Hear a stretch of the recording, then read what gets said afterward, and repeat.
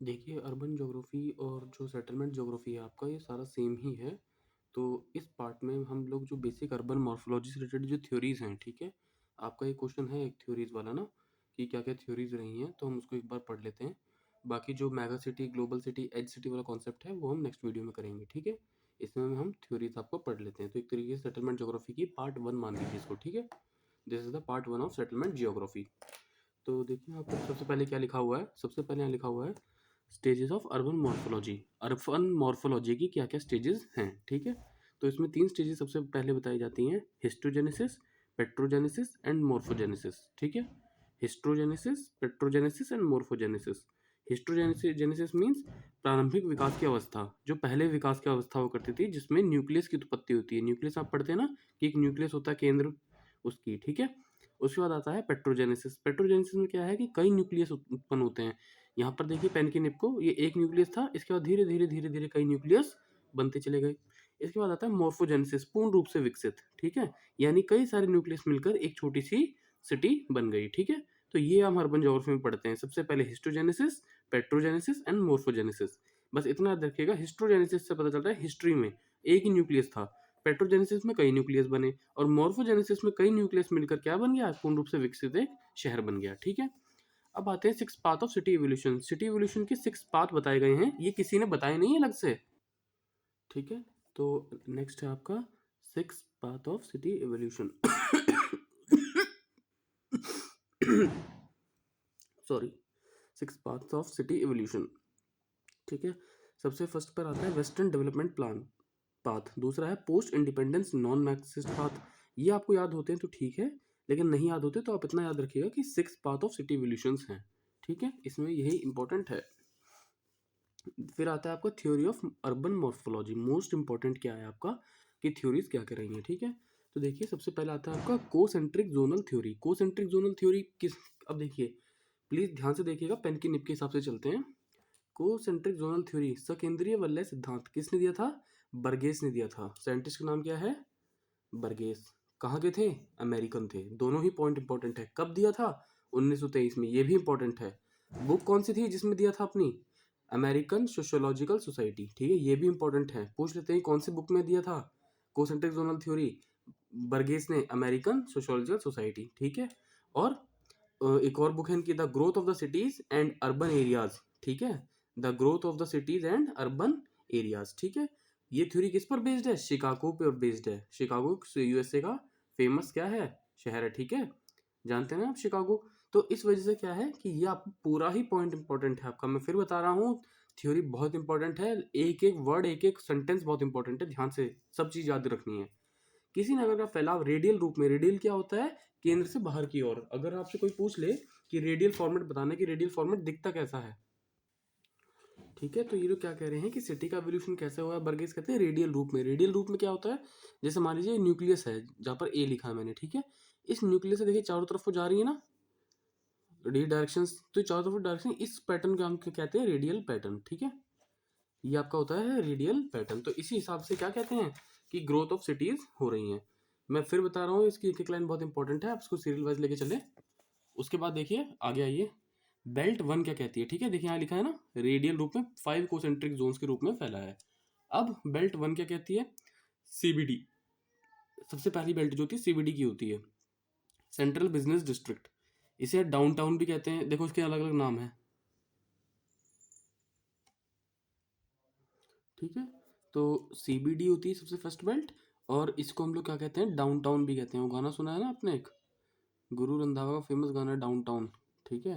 वो सीबीडी होता है जहाँ पर होता है उस टाइम पर वो। इसको हम रिटेल डिस्ट्रिक्ट भी कहते हैं। क्यों कहते हैं?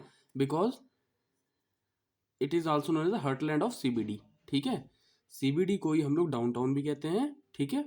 और रिटेल डिस्ट्रिक्ट भी कहते हैं, ठीक है? क्योंकि हार्टलैंड होता है। हार्टलैंड मीन्स वो वाला हार्टलैंड नहीं, पॉलिटिकल ज्योग्राफी वाला। हार्टलैंड क्या है? ये मतलब एक तरीके से हृदय है, पूरे जितना भी लैंड पार्ट में फैला हुआ है एरिया, उसका हार्ट है ये, ठीक है? तो इसको हम क्या कहते हैं? सीबीडी।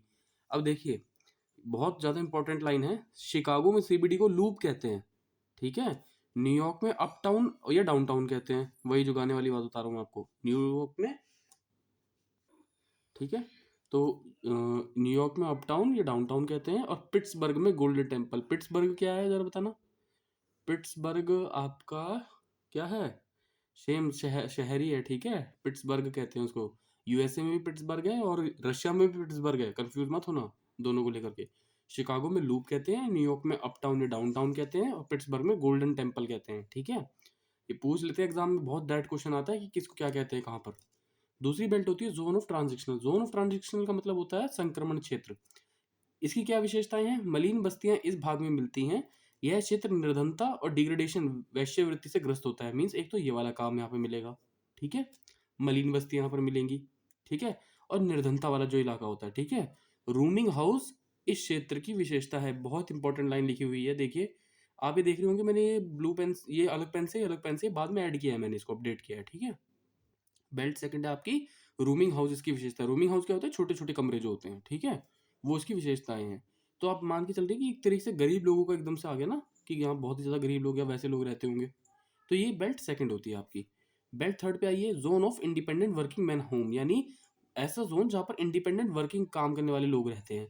नगर व ये उद्योग कारखानों में काम करने वाले श्रमिकों के आवासीय क्षेत्र। तो बेल्ट थ्री किसके लिए आनी जाती है, नगर के जो उद्योग होते हैं या कारखाने होते हैं उसमें काम करने वाले श्रमिकों के आवास, ठीक है।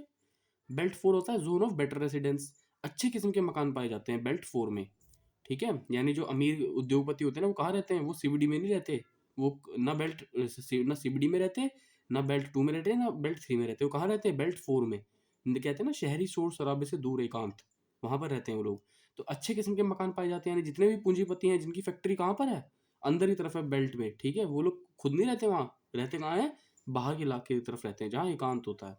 तो जोन ऑफ बेटर रेसिडेंस कहते हैं इस बेल्ट को, बेल्ट फोर को, ठीक है। ये इंग्लिश में जो लिखा है इसको याद रखिएगा, इंग्लिश में थोड़ा ज़्यादा आसान से याद रहेगा आपको।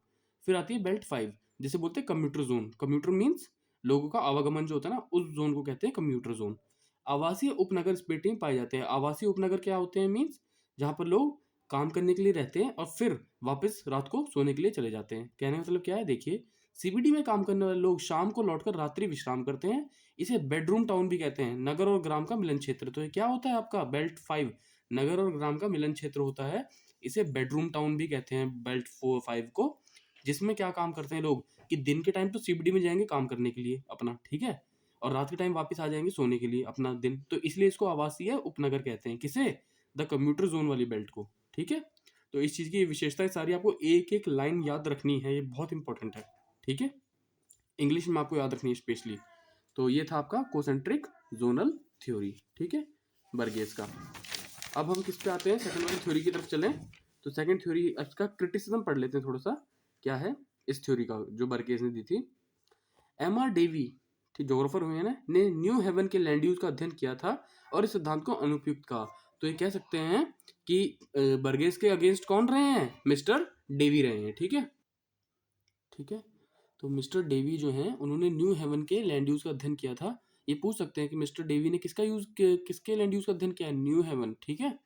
जगह एक कहाँ पर है मुझे याद नहीं है।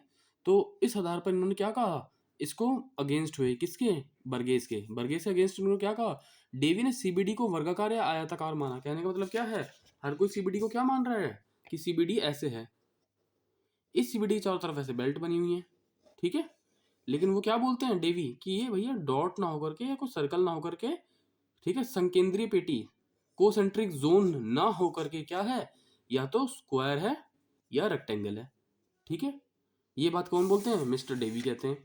तो इस चीज का ध्यान रखना कि मिस्टर डेवी ने कैसे अगेंस्ट गए हैं बर्गेस के, कि वो बर्गेस के सीबीडी को वर्गाकार या आयताकार मान मान के स्टडी करते हैं, ना कि संकेंद्रीय वाले, ना कि कोसेंट्रिक, ठीक है। फिर आते हैं आरी डिकिंसन। आरी डिकिंसन ने बताया कि पेरिस में वृत्ताकार प्रतिरूप की बजाय तारा प्रतिरूप अधिक प्रभावशाली है। आरी डिकिंसन ने क्या कहा कि पेरिस की अगर जो स्टडी करनी है तो वहां के सीबीडी को के जो है अध्ययन, वो सर्कल ना होकर के वृत्ताकार प्रतिरूप या तारा स्टार पैटर्न जो होता है वो अधिक प्रभावशाली है, ठीक है। जे ए क्वीन, ये वो साइंटिस्ट हैं जो बर्गेस के सपोर्ट में थे। जे ए क्वीन इस सिद्धांत के समर्थक थे। तो ये बहुत बेसिक चीजें हैं, आपको ये ऐसे ही याद रह जाएंगी, लेकिन थ्योरी बहुत अच्छे से याद रखनी है, ठीक है। आपको बस इस चीज का जरूर याद रखना कि थ्योरी में क्या कहा गया है, ठीक है। फिर आता है the sector theory. Sector theory किसकी है, होमर व हाइट की है। कहाँ के थे, देखिए पेन की टिप को चलिए, अमेरिकन थे। होमर हाइट ने 1939 में सिद्धांत दिया था। यह थ्योरी RM हर्ड के एक्सेल ग्रोथ पर बेस्ड है। ये पूछ लेते हैं कि जो सेक्टर थ्योरी थी वो किस पर बेस्ड है। RM हर्ड कोई जोग्राफर थे, उनकी थ्योरी थी एक्सेल ग्रोथ, ठीक है, एक्सेल ग्रोथ, उसके ऊपर ये बेस्ड थी, ठीक है। और RM हर्ड की क्या बुक थी, principal of city land values. ऐसे निकलता है क्वेश्चन छोटे छोटे बीच में से, ठीक है। यूजीसी नेट वाले ये देखते हैं कि सेक्टर थ्योरी सबने पढ़ी होगी, लेकिन सेक्टर थ्योरी किसके ऊपर बेस्ड है, RM हर्ड की एक्सेल ग्रोथ पर। तो RM हर्ड ने किस बुक में दी थी axial growth theory, principle of city land values में दी थी, ठीक है, principle of city land values, ठीक है। इस तरीके से आपको लेकर चलना है। फिर अमेरिकी नगर यातायात मार्ग के सारे विभिन्न दिशाओं में प्रसारित होकर ऑक्टोपस विद टेंटिकल्स का रूप धारण करते हैं। अभी एक्सेल मैंने आपको बताया, एक्सेल क्या होता है। एक्सेल और रेडियल एक ही वर्ड है, एक्सेल वर्ड और रेडियल वर्ड एक ही है, ठीक है। तो ये क्या कहते हैं कि ऑक्टोपस विद टेंटिकल। ऑक्टोपस देखा आपने कैसा होता है, ऑक्टोपस देखिए ऐसा होता है ना ऑक्टोपस, थोड़ा सा, ठीक है, जिसे हम अठभुजी कहते हैं। अठभुजी मीन्स 8 भुजाएं होती हैं इसकी, ठीक है। ये क्या है, ऑक्टोपस है। तो क्या यही आपका रेडियल पैटर्न पढ़ाया मैंने आपको, और यही एक्सेल ग्रोथ होता है आपका, ठीक है, जिसे एक्सेल ग्रोथ कहते हैं, ठीक है। एक्सेल ग्रोथ का कॉन्सेप्ट क्या है, सेम यही है। तो जो सेक्टर थ्योरी है किसकी है, होमर हैट की है, अमेरिकन थे, 1939 में दी थी। ये थ्योरी किस पर बेस्ड है, एक्सेल ग्रोथ पर। वो किसने दी थी, RM हर्ड ने। किस बुक में दी थी, principal of city land values में, ठीक है। अमेरिकन नगर यातायात मार्ग के सहारे, जो यातायात मार्ग सारे उनके द्वारा प्रसारित हुए, और वो कौन सा फिगर लेते हैं, octopus with tentacles. Tentacles means उसकी भुजाएं, ऑक्टोपस की। 5 टाइप के सेक्टर्स मिलते हैं, 5 टाइप के सेक्टर्स बताए इन्होंने। नगरीय विकास में आर्थिक मार्ग के ये इतना, ये वाली लाइन इतनी इंपॉर्टेंट नहीं है जिसको मैंने मार्क किया है, लेकिन इससे ऊपर की सभी लाइनें इंपॉर्टेंट हैं, ठीक है। अब सेक्टर 1 में आता है CBD, सेक्टर 2 में आता है wholesale and light manufacturing. Means wholesale का मार्केट होगा, और लाइट मैन्युफैक्चरिंग चीजें जो बहुत ही, लाइट मींस चमकने वाली लाइट नहीं, मींस जिनका वजन कम होता है, लाइट, वो वाली बात कही जा रही है, ठीक है। थर्ड आता है आपका लो क्लास रेसिडेंशियल, मींस जो लो क्लास रेसिडेंशियल लोग होते हैं उनका मकान, ठीक है। सेक्टर 4 में आता है आपका मिडिल क्लास, जो मिडिल क्लास के लोग होते हैं। सेक्टर 5 में आता है हाई क्लास, ठीक है। बस इतना है, ठीक है। आप देखिए इसमें इतना लॉजिकली भी याद रखने की जरूरत नहीं है, आप ट्रिक से भी याद कर सकते हैं। सेक्टर 1 में सबका CBD ही जाएगा, देख लेना जितने भी साइंटिस्ट हुए उन्होंने सब में सेक्टर 1 में CBD दिया है, ठीक है। सेक्टर 2 में क्या है, होलसेल एंड लाइट मैन्युफैक्चरिंग, बस ये याद रखना है आपको। 3 4 5 कैसे याद कर सकते हो, low class, middle class, high class, हो गया याद, ठीक है। तो ये आपकी सेक्टर थ्योरी थी बस खाली, इसमें और कोई भी तरह खास इंपॉर्टेंट नहीं है आपको याद रखने लायक। फिर से क्रिटिसिज्म की बात करते हैं। फ्रेयन ने बोस्टन के लैंड यूज स्टडी किया और होमर व हॉयट की थ्योरी की आलोचना की, ठीक है। तो ये क्रिटिसिज्म इसका याद रखने की जरूरत नहीं है। होयट केवल रेंट विभिन्न आवासीय व्यवस्था की श्रृंखला बताते हैं, ठीक है। ये पॉइंट भी इतना इंपॉर्टेंट आपके लिए नहीं है। फिर आती है आपकी multiple nuclei theory. Multiple nuclei theory किसकी है, CD हैरिस व उलमैन की है। याद रखना किसकी है, CD हैरिस व उलमैन की। कब दी थी, 1945 में दी थी। अमेरिकन नगरों पर बेस है। टोटल 9 न्यूक्लियाई बताए। The most important thing is total कितने न्यूक्लियाई बताए हैं इन्होंने, 9 न्यूक्लियाई बताए हैं, ठीक है। CD हैरिस व उलमैन ने 1945 में अमेरिकी नगरों पर अध्ययन किया, 9 न्यूक्लियाई बताए। सबसे पहला CBD कॉमन है। अब ध्यान देखिए, होलसेल एंड लाइट मैन्युफैक्चरिंग आपने कहाँ पढ़ा था, होमर हाइट में पढ़ा था ना आपने सेक्टर थ्योरी में। ये देखिए wholesale and light manufacturing common हो गया। इसके बाद low class, middle class, high class. तो 1 से लेके 5 तक तो सारा होमर हाइट वाली बात सेम होगी, तो आपको इसमें याद रखने की जरूरत है ही नहीं। 1 से लेके 5 तक की जो न्यूक्लियाई हैं, 9 है ना टोटल, तो 1 से लेके 5 तक तो सेम है होमर व हाइट के। CBD wholesale and light manufacturing, low class, middle class, high class. वैसे सेम इसमें है, CBD wholesale and light, CBD wholesale and light manufacturing, low class, middle class, high class. 6 7 8 और 9 बस ये याद रखने हैं। 6 पे क्या आता है, हैवी इंडस्ट्रियल। 7 पे आता है आउटलाइन बिजनेस डिस्ट्रिक्ट। 8 पर रेजिडेंशियल सबर्ब। 9 पर इंडस्ट्रियल सबर्ब। बस 6 पर क्या आ जाता है, जो हैवी इंडस्ट्रियल काम हो रहा है, ठीक है। 7 पर जो आउटलाइन बिजनेस डिस्ट्रिक्ट, यानी बिजनेस डिस्ट्रिक्ट के आउटलाइन बाहरी जो क्षेत्रों में हो रहा है। 9 पर आता है रेजिडेंशियल सबर्ब, और 8 पर आता है रेजिडेंशियल सबर्ब, और 9 पर आता है इंडस्ट्रियल सबर्ब। बस ये इस तरह से आपको सीरियल वाइज याद करने में, फिर बता रहा हूँ, सेक्टर भी, मल्टीपल न्यूक्लियर थ्योरी भी, और उसका संकेंद्रीय वाले सिद्धांत बर्गेस का भी सीरियल वाइज याद होना चाहिए आपको, ठीक है। फिर सबसे लास्ट में आपका आता है फ्यूज्ड ग्रोथ थ्योरी, ठीक है। ये किसकी है, गैरिसन की है। कब दी थी, 1962 में, कलकत्ता महानगर के अध्ययन पर। यानी गैरिसन ने फ्यूज ग्रोथ, गैरिसन की फ्यूज्ड ग्रोथ थ्योरी 1962 में गैरिसन ने फ्यूज ग्रोथ थ्योरी दी थी, जो कलकत्ता महानगर के अध्ययन पर आधार थी। और ऊपर जितने भी आपने तीनों सिद्धांत पढ़े हैं उसका एक तरीके से इन्होंने क्या करा, कंबाइंड रूप दे दिया, ठीक है। कि एक तरीके से कंबाइंड करके दे दिया गैरिसन ने, कलकत्ता के महानगरों का अध्ययन करते हुए कि ऐसे ऐसे दिया गया था। ठीक है, तो ये आपकी 4 हैं बेसिकली। देखिए फ्यूज ग्रोथ थ्योरी थोड़ी सी आसान है क्योंकि बस इतना याद रखना है, गैरिसन थे, फ्यूज ग्रोथ गैरिसन थे, हाँ नाम आ जाएगा आपका गैरिसन, फ्यूज ग्रोथ थ्योरी 1962 में कलकत्ता महानगर पर अध्ययन था, बस। ठीक है, अब आपका ये पूरा कंप्लीट होता है। जो आपका urban land use, urban geography के फेमस जो थ्योरीज थी वो इसमें ये हैं, कुछ एक दो रह जाएंगी तो मैं बाद में बता दूंगा, आप इसको अच्छे से कीजिएगा, आपका ये पोर्शन कंप्लीट होता है। ठीक है, ओके।